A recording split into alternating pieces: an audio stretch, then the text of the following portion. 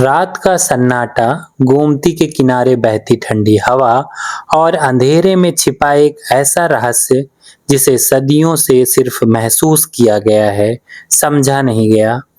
क्या आपने कभी सुना है कि एक मूर्ति ने खुद अपना स्थान चुना हो? क्या आपने कभी सोचा है कि एक हाथी जो शक्ति और स्थिरता का प्रतीक है, अचानक बीच रास्ते में रुक जाए और लाख कोशिशों के बाद भी एक कदम आगे न बढ़े? और सबसे बड़ा प्रश्न, कैसे एक मुस्लिम बेगम की दुआ ने एक हनुमान मंदिर की स्थापना की कहानी लिख दी? यह कोई साधारण कथा नहीं है।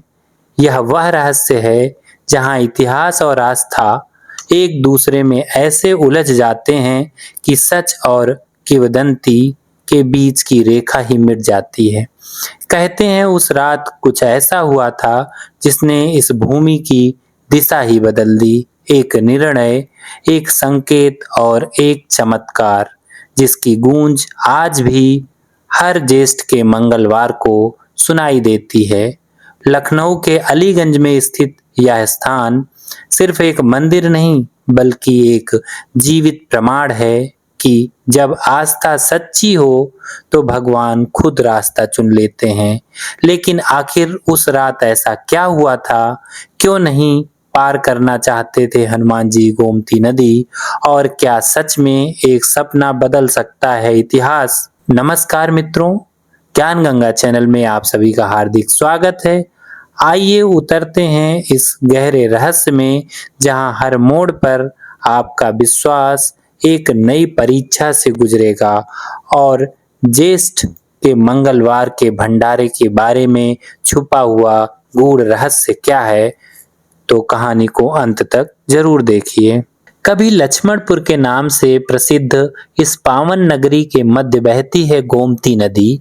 इस नदी के पार जहां आज अलीगंज स्थित है, वहां 19वीं सदी के प्रारंभ में एक विशेष बस्ती बसाई गई थी।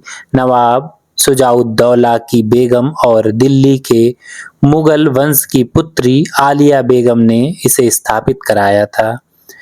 यहीं स्थित है एक ऐसा हनुमान मंदिर जो केवल हिंदुओं के लिए नहीं, बल्कि मुस्लिम और कुछ ईसाई श्रद्धालुओं के लिए भी आस्था का केंद्र बना हुआ है। ज्येष्ठ माह के प्रत्येक मंगलवार को यहाँ भक्तगण अपनी मनोकामनाएं लेकर आते हैं, चढ़ावा अर्पित करते हैं और भंडारे का प्रसाद ग्रहण करते हैं। मान्यता है कि जब श्री राम ने अयोध्या लौटने के पश्चात माता सीता का त्याग करने का निर्णय लिया, तब लक्ष्मण जी, सीता माता और हनुमान जी उन्हें लेकर विठूर स्थित महर्षि वाल्मीकि के आश्रम की ओर प्रस्थान कर गए। मार्ग में जब वे वर्तमान अलीगंज के समीप पहुंचे, तब रात्रि का अंधकार छा गया और वह एक उपवन में विश्राम के लिए रुक गए। लक्ष्मण जी आगे स्थित अयोध्या राज्य की चौकी, जिसे बाद में लक्ष्मण टीला कहा गया, वहां जाना चाहते थे, किंतु सीता माता ने किसी भी महल में जाने से मना कर दिया। परिणाम स्वरूप लक्ष्मण जी वहां से आगे बढ़ गए और सीता माता उसी बाग में ठहर गईं जहां हनुमान जी ने पूरी रात उनकी रक्षा की। बाद में उसी स्थान पर एक मंदिर का निर्माण हुआ, जिसे हनुमान बाड़ी के नाम से जाना जाने लगा।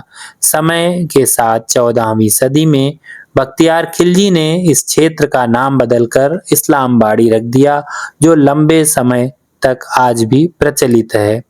कहते हैं कि अवध के नवाब मोहम्मद अली शाह की बेगम राबिया संतान प्राप्ति की इच्छा से वर्षों से व्याकुल थीं। जब सभी उपाय विफल हो गए, तब उन्हें इस्लामबाड़ी जाकर प्रार्थना करने की सलाह दी गई। बेगम वहां गई और कुछ समय पश्चात गर्भवती हो गई। एक रात उन्हें स्वप्न आया, जिसमें उनके गर्भस्थ शिशु ने कहा, इस्लामबाड़ी में जहां हनुमान जी की मूर्ति दबी है, उसे निकालकर मंदिर में स्थापित कराओ। आदेशानुसार मूर्ति को निकाला गया, उसे रत्नों से सजाया गया और हाथी पर रखकर ले जाने लगे। किंतु जैसे ही जुलूस गोमती नदी पार करने लगा, हाथी अचानक रुक गया।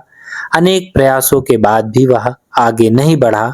तब वहां उपस्थित एक संत ने कहा, हनुमान जी गोमती पार नहीं करना चाहते, यह लक्ष्मण जी का क्षेत्र है। तब बेगम ने उसी स्थान पर मंदिर निर्माण कराया, मूर्ति की स्थापना करवाई गई और उस संत को मंदिर का महंत नियुक्त किया गया। महमूदाबाद रियासत ने भी आसपास की भूमि मंदिर को दान में दे दी। मंदिर तो बन गया, परंतु प्रारंभ में यहाँ कोई मेला नहीं लगता था। तभी पूरे क्षेत्र में प्लेग की महामारी फैल गई। लोग पुराने हनुमान बाड़ी में शरण लेने गए, पर पुजारी को स्वप्न हुआ कि अब हनुमान जी नए मंदिर में विराजमान हैं। इसके बाद श्रद्धालु नए मंदिर की ओर उमड़ पड़े और चमत्कारिक रूप से कई लोग स्वस्थ हो गए। तभी से यहाँ मेला लगने की परंपरा प्रारंभ हुई। एक अन्य मान्यता के अनुसार नवाब वाजिद अली शाह की दादी आलिया बेगम गंभीर बीमारी से ग्रस्त थीं। उन्होंने यहाँ आकर प्रार्थना की और स्वस्थ हो गई। आभार स्वरूप उन्होंने भव्य उत्सव आज आयोजित कराया, खैरात बांटी और तभी से मेला लगने की परंपरा और मजबूत हो गई। उनके सम्मान में इस क्षेत्र का नाम अलीगंज पड़ा। एक और रोचक कथा भी प्रचलित है।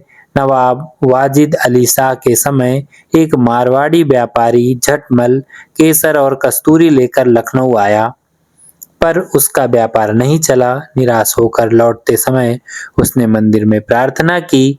उसी दौरान नवाब कैसर बाग का निर्माण करवा रहे थे और किसी ने सुझाव दिया कि भवन को केसर कस्तूरी से सुगंधित किया जाए।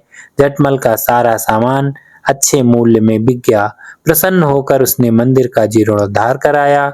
आज जो छत्र मूर्ति पर है वह उसी का बनवाया हुआ है। मंदिर का गुंबद भी उसी के दान से निर्मित हुआ। एक मत यह भी कहता है कि शहर में फैली महामारी के दौरान लोग मंदिर में शरण लेकर सुरक्षित रहे। उस समय ज्येष्ठ माह चल रहा था और तभी से ज्येष्ठ के मंगल भंडारे की परंपरा शुरू हुई, जो अवध के बाहर कहीं और देखने को नहीं मिलती। समय के साथ भंडारे का स्वरूप भी बदल गया। अब पारंपरिक पूड़ी सब्जी के साथ मटर पनीर, चाउमीन, छोले भटूरे, आइसक्रीम, पानी के बतासे, समोसे इत्यादि शामिल हो गए, जो नई पीढ़ी की पसंद को दर्शाते हैं। आपको यह कहानी कैसी लगी कमेंट करके जरूर बताइएगा।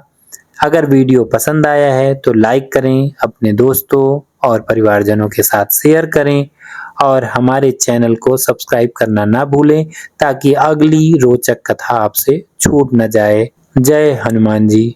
मेरे प्रिय दर्शकों पर अपनी कृपा बनाए रखें।